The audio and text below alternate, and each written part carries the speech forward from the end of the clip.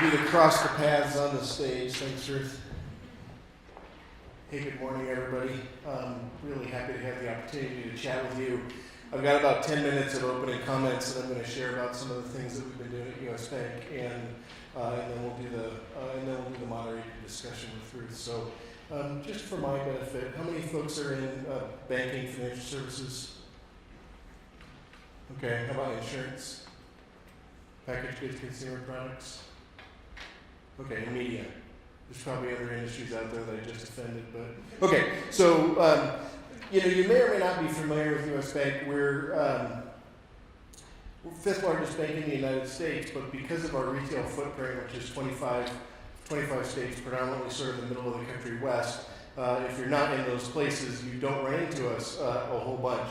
I'm going to talk a little bit about how we think about leading innovation and how we help work with our technology partners and the rest of the product groups within the organization to be able to look at emerging trends and technologies within the banking side of things, and how we try to do that in such a way where we're not really trying to pick winners as much as be nimble, because it's very difficult to predict the future, as I know all of you know. And so we would much rather have the ability to be nimble and agile and try a bunch of different things than to try to place a big bet or pick something, hence the headline here. So that's a setup for what we're going to talk about. US Bank is sort of in the $20-ish billion of revenue, 153-year-old company. We're 74,000 employees. I mentioned the 25 states that we're in. Our wealth management, corporate banking, and other businesses like trust are all national. Wealth, I mentioned the wealth. And then we have this payments business that the big banks have sort of gotten in and out of the payments business over the years. US Bank I've been there 20 years, has been in the payments business the entire time. We have a merchant processing arm, and then we have corporate card and retail. And I mention that because we actually see a ton of activity in the fintech space and in the outside financial services space that is predominantly payments related. So we think about banking and bank products, and we think about insurance and insurance products. And then there's like this hybrid animal in the middle, which is payments, some of which is banking, some of which isn't. We happen to have a pretty sizable payments organization in there as well. And so our group is the innovation group. It runs centrally, so we sit centrally within the company and we support the enterprise. It's fairly small with a team of 35, and the way that we work with the business lines is really to enable them to work their way through the future and the way that it'll evolve. And we're focused really on emerging markets and technology and changes in customer behavior or demands. And so I'll talk a little bit more about that as we go. I mentioned I've been at the bank for 20 years. I've been in banking a little over 25. I had the opportunity to start the innovation group 10 years ago within the bank, within our retail payments business, where we weren't doing innovation for the whole company. We were just doing it for one business unit. And it was an experiment to see if we could figure out how to take a really large bank and create something that would be completely different in a protected way within the company and be able to deliver new product, services, or innovations on our own, as opposed to always having to go buy, build, or partner. And it turns out we got pretty good at it. So we're going to talk a little bit more about that. So some of the things that we look at when we think about innovation, on the POCs and pilots, let me just describe a little bit. So we set annual goals for proof of concepts and pilots, and we look at the throughput of what we do from a metrics perspective. So if you're thinking about setting up an innovation shop or you have one, it's really hard to say, oh, well, how much revenue is that going to contribute to this $20+ billion company, and then what meaningful percentage is that going to be? Because some of these things are, I like to say, long tail things. Calling things long tail things as an innovator, by the way, is a way of keeping job security, because as long as everybody thinks it's long tail, they're always focused on the outside, but you still have to have some metrics, right? So we look at proof of concepts, and then we look at commercialization rate. We'll do about 30 pilots and POCs this year with a team of 35 folks and a dedicated research and development budget. We have the ability to do prototyping from whiteboard to things that we put in the customer's hands or show them digitally to get feedback. literally in days and weeks, where we can show if it's a clickable prototype, it's probably weeks. If it's just a design concept, we can do that in days. We've built that capability in-house. We've partnered with user experience and user design staff that we have within the company, and so we don't have to reinvent all of those wheels. All of this is all about internal leverage. And then we try to do tests with customers in a pretty rapidly evolving way, and we do it based on what we call our client segmentation. So you all have different client segmentation, but here's the point. When you're sitting in the boardroom, or you're sitting in a committee room, or you're sitting around the table, and you're talking about a new innovation, or you're talking about an opportunity, or you're talking about something that the team has been working on, there's always somebody in the room that will have an opinion about that thing that really isn't based on their experience, but it might be based on their position or their role and the like. And so that can kill a pretty good idea pretty quickly. And so we try to do this customer feedback cycle pretty rapidly, early in the process, so that when we're sitting in the room, we have the opportunity to say, hey, we've shown this to 100, 200, whatever, potential customers that fit within this client segment that we have said is important to us as a business, and this is what they say. And that carries a lot of weight, and it has the ability to sort of change the way that conversation happens. So we do those pretty early. A couple of other things that we found have worked as we've iterated over the years, one of which is we align and we assign business line sponsors to all of our projects. So if we're going to spend money on a pilot, which is something that gets into actual customers' hands or employees who are customers, depending on the risk, we do these different ways. We want to have a business line sponsor and a business line owner, and those are senior level, if not executive level leaders within the company. So we can sponsor it with innovation all day long, and I will tell you that we can come up with really great ideas or what we think are really great ideas, but if we don't have a business partner on the other side that says it's important to them and they're going to jointly sponsor it and they're going to pave the way and they're going to help allocate resources, you're probably wasting time and probably wasting money, because ultimately you're going to end up with a not invented here, you'll be pushing things uphill. The other thing we found is that recruiting a team within the innovation shop that has really deep domain expertise in a number of different key things. For us, those are things that are emerging technology related. They might be payments, they might be artificial intelligence and machine learning, they might be network engineering, they might be electrical engineering, weirdly, but because of a lot of the kinds of things that we have to do, we have to have this team with really interesting and deep expertise. We can teach them banking. You can teach people insurance. You can teach people these other product sort of features and categories. And you really want to have partners that can do both, so that you can do things that the folks that have always been doing it the same way wouldn't necessarily think of innately. So relative to our tests and our experiments, we try to make those as cost effective as possible. We leverage all the latest technology so that we can do what we call our lightweight disposable experiments. We continue to change the way that we do that. We iterate every single year our process so that when we build a prototype or we build a concept out, we're able to do that in a way that we think about it from two frames. What's it going to cost relative to what we're going to learn? That's one piece. The other side of it is to say, how much of what we're building is disposable versus reusable? And so we want to have some reusability, but it doesn't have to be the entire project. And then the other thing that we found is super helpful with our business line partners, so we do this full time, right? And we pay attention to these trends, but we have found that it's really helpful to have our business line partners keep up with us relative to the trends and what we think is happening. This time of year is a great time of year to sort of point out, right, this is not when you want your business line partners seeing a headline in an article that are the 5 things they need to worry about next year for planning and saying, how come I don't know about this, right? And so every month we provide updates to our key partners on what's happening. And then we establish KPIs that highlight when to kill a product or when it's going to be successful.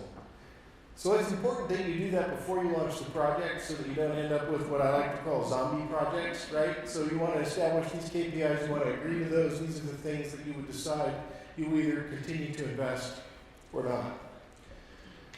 Now I want to hit 3 missteps here quickly before we move on to the panel discussion. So not getting leadership sponsorship earlier, I mentioned having business partners early on. When we first started the innovation shop, we did a lot of we're going to go be pirates and go do our own thing, we're going to be innovators, we're going to do things differently, we're going to ask for forgiveness. And it turns out that you can get some stuff done, But man, you can also leave a trail of tears. You can leave a lot of people really upset with not being informed or knowing what's going on. And you can really scale much better if you bring people into the tent early and then you get things up and running in a fast way. Same thing with risk management, right? The pirates are like, we don't need any rules. We're supposed to break the rules. Guess what? Last time I checked, we're a heavily regulated industry. So it's pretty good to have risk management in early. And we've done that for the last probably 5 or 6 years, and it turned out to be super beneficial. And then the last thing I'll mention here, and then I'll invite Ruth up, is not communicating broadly. There's a tendency to take innovation and say, it's all secret, we're going to do it in this little thing, and until it's ready to go, we're not going to tell people what we're up to. And it turns out that with 74-ish thousand employees, you have a lot of people with really good ideas, and people that have seen things elsewhere. And so communicating what you're doing and what the results are and sharing that and exposing it, making it available in a digestible way is super helpful, because we find out people have experience, connections, learn things that can be really beneficial. So that's the intro to that, and I'll invite Ruth up to join me.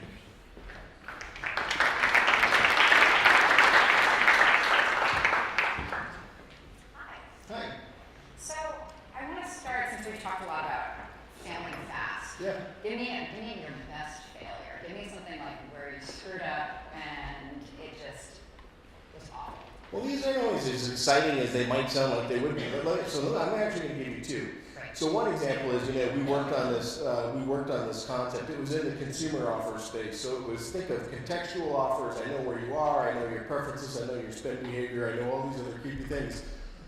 What if, as a bank, we could actually present an offer in a contextual way at the right time and place that it would make sense, right? So that's the idea. And we went out to go test that with customers, and we were all excited about it because of the power of data, and it turns out we could actually come up with really great offers. The problem was some of those things were frighteningly too good. They were too well informed, right? And so we ended up getting this sort of like, how did you know that? Where are you getting this information? And so that's a good example of, early on where we thought we were going to go down a path pretty rapidly, and we backed off, mostly because of consumer feedback. Another example, though, would be where we just completely underestimated the complexity of the e-commerce space relative to being able to, if you think about like what Groupon does and what some other of these companies do, where they're marrying up, right, the ability to match a merchant that wants to provide a discount with a consumer that wants to be able to get a deal. That space is massively complicated, but because we're in the payments business and we have merchant acquiring and we have small business, it seemed like it would also be a pretty good area for us to experiment in. And it turns out that the ad inventory is really difficult to manage, and that businesses aren't necessarily good at being marketers, especially small businesses. And so we spent a ton of time on the platform. We spent no time on the small business side, and as a result, we had this fantastic capability that businesses just really couldn't leverage effectively. And so what did you do with that, the latter one? So in the latter case, it got integrated into more turnkey things, where here's your how to market, and here are turnkey support things, right? So you improve based on the feedback that you get and the experience that you have. I do want to touch on that first example really quickly. This is sort of an aside and not the point of this overall thing, but I do think that privacy and data is a really interesting topic right now for a wide spectrum of people, because it's how do you tailor and how do you make personal products without being completely creepy?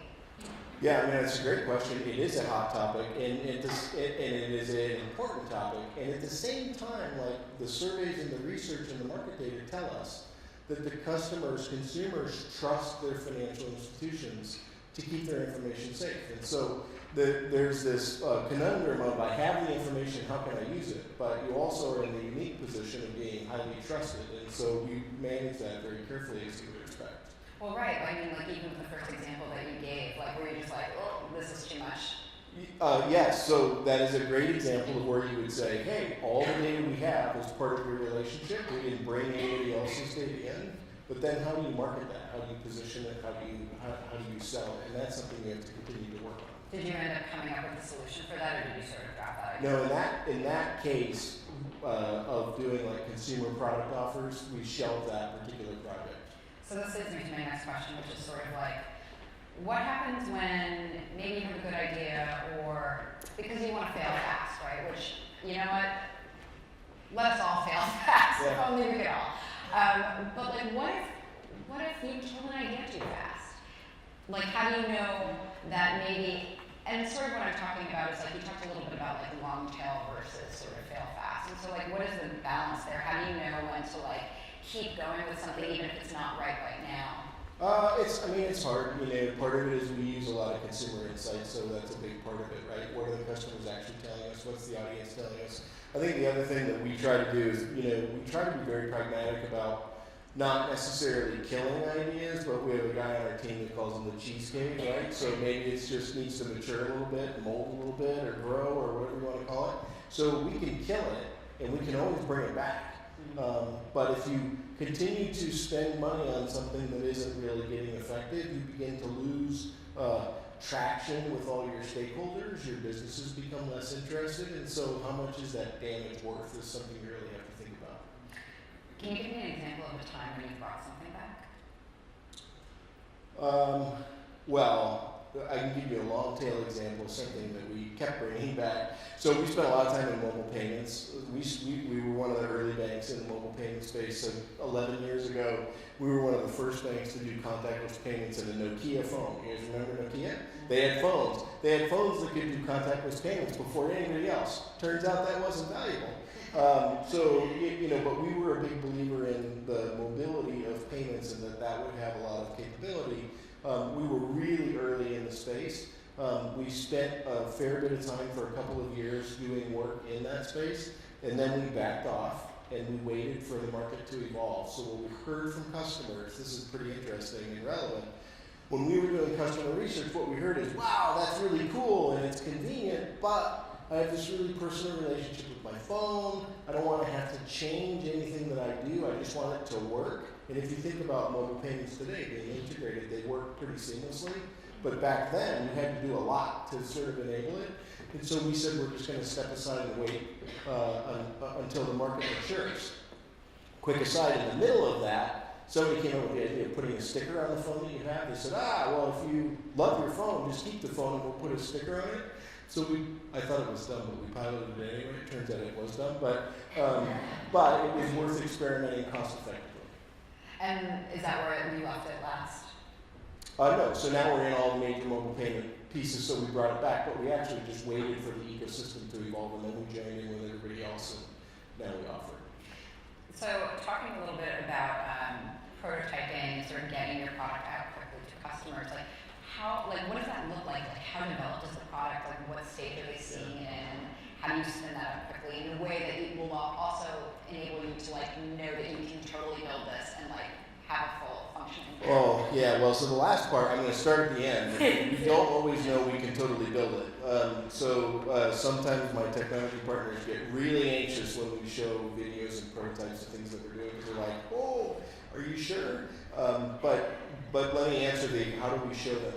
We may do a storyboard, right? So hire artists, draw a storyboard, much like you might pitch a TV commercial or an ad or something like that. This concept of this thing that doesn't exist. And what you're really trying to emote there, right, is what is the problem that you're solving and how can you explain that in a story fashion? So we tend to use personas. We'll write a story canvas. We'll explain, right, this is Jane. Jane has a problem booking travel when she works as a contractor for companies that are paying the bills, and so this is how we begin to solve that problem. And we do that way so that we can show it to potential customers.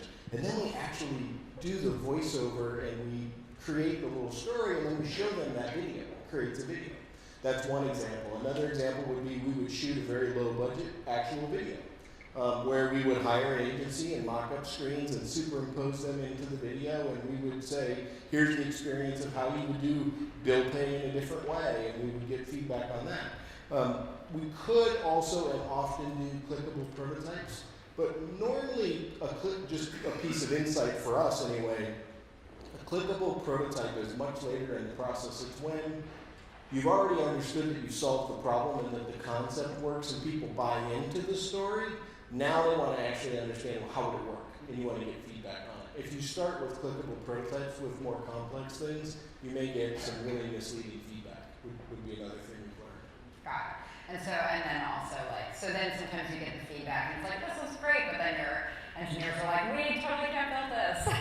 Yeah, so feasibility in our process anyway, we start with assuming everything is possible with enough time and money, which is almost always true. So then you get to okay, if that's true and the concept really holds out, then what's the market potential, how excited are people about it, and then once we understand that, we get into the feasibility. And that's when you start doing trade-offs, right?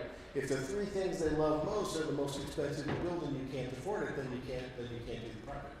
I want to talk a little bit about how this unit sits inside of US Bank overall, just because some companies silo their innovation centers, some, as we just heard, try to distribute it widely or keep it in the loop of this. And you were talking a bit about communication, so I wanted to hear a little bit more on the tangibility about how do you keep people in the loop of what you're doing and how they can be involved.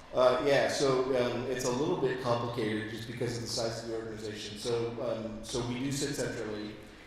We don't own innovation for the company. So that's sort of probably the most important thing for me to explain. We look at emerging markets and technology and trends. We look 3 to 5 years into the future, and mostly nobody else in the company is doing that. And then we coordinate with all the product shops, right? We're a fairly simple company, 4 main business lines. So you're talking about hundreds, not tens of thousands of people, but you're really only talking about 4 main business lines. And so we coordinate with them. These are the trends we're seeing. This is what we're working on. This is actually our portfolio. This is the portfolio specific to your corner of the world. Is it solving the things that you're looking at? So that's sort of the leadership level bit of coordination. And then we get the leadership buy-in and sponsorship, which I mentioned. So that's that side. The other side then is how do we communicate with the rest of the bank? Like any big company, we have a great internal communications group. So we work with them. We write short stories. We write blogs. We actually do videos and podcasts, and we share that information with employees who want to learn more. And then we do these monthly WebExes, right? Monthly web conferences, where folks that really want to engage in a little bit more deep way have the ability to learn about things like distributed ledger and blockchain, or artificial intelligence and machine learning, or Internet of Things and supply chain. So we pick topics, and we basically do internal webinars every month, and we invite employees to participate in that. We make it available on a recorded basis. So it's like multiple layers of communication and sharing, so that the average employee knows we have an innovation shop and they're doing these things and this is what matters, and that leadership has the direct ability to buy and weigh in on decisions that matter to them. If you had to give advice to somebody, basically your past self, who was starting an innovation unit from scratch, or maybe just the very beginning of one, what would your advice be? How would you do it differently? Well, I think so. What we iterated too, right? So I would say, how did we end up doing it? But what I would say is, having dedicated funding matters a lot. Having a diverse team. I think folks underappreciate the value of diversity in teams like these. And I mean both human diversity and experiential diversity, sort of both sides of that coin.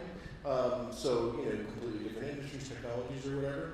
We iterated into that. And then the other part of it is building a methodology to gate decisions so that you don't get too personally vested in that idea or that project or that thing. So you've got those KPIs and it causes you to make those decisions as opposed to drag them along forever, which I've done. So I know, don't do that again. Can you give me an example actually of some of those KPIs and just how you structure, what are the right things to pay attention to? Depends on the project. So it could, but I'll give you some examples. So in the case of, we just launched digital assistants. So we now support the ability to, bank with Alexa or with the Google Assistant or the like. And so part of what we're doing there is saying how many people are adopting it, of the mobile users that are digital first, what's the adoption rate, how many people come back, right? So they use it once, do they use it again, how many authentication failures, right? So we've got sort of this dashboard. And like any brand new technology, we have this growth curve that we expect to see.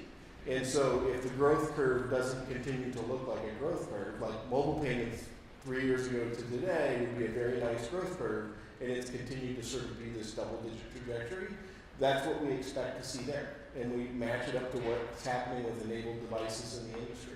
If that begins to diverge, then you say, oh, I might have built this zombie that nobody's using, we should reconsider that. So that would be one example. What companies are doing digital innovation in a way that's interesting to you or that you're paying attention to? Oh, wow. So we spent a lot of time looking at what's happening in media and entertainment. And part of the reason there is because a lot of those are very digital first companies to begin with. And so when you look at we heard from the NBA earlier, we're talking about augmented reality and player statistics, and you see what's happening with NASCAR and a lot of these other things. There's a lot of money and investment that's going into trying a bunch of different things that would be very hard to justify for bankers. But then there are things that are relevant to banking that could apply. Like, what if you could hold your phone up and look at a house and see, can I afford it? And what's the average maintenance cost? And how much is the power bill? And it's not as exciting as shot statistics, but it's, financially pretty valuable. So we would translate those things. But we look a lot at media and entertainment just because of the pace of what's happening there. That's interesting. Okay, I'm going to do one quick game with you. Are you ready? So here's how it works. I'm going to say something, a word, and then you're going to say whether it is overrated or underrated. Okay. Cool. Got it. All right, ready? Bitcoin. Over. Blockchain. Under. AI. Over. Alexa. Over. Goldman Sachs. Under. Under. I'll take it. Okay, great. Well, thank you so much for joining me.